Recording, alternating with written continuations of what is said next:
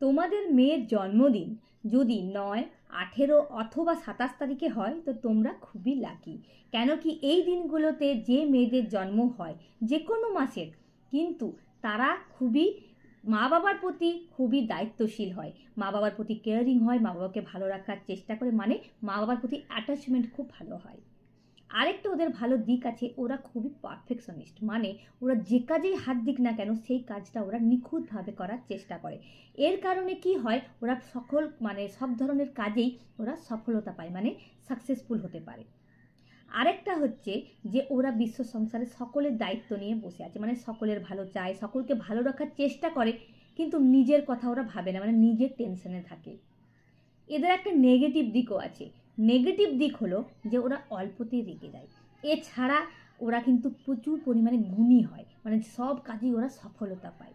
তো আজকের এই ভিডিওটা যদি তোমাদের ভালো লেগে থাকে প্লিজ লাইক, শেয়ার, কমেন্ট করতে ভুলো না। Thank you.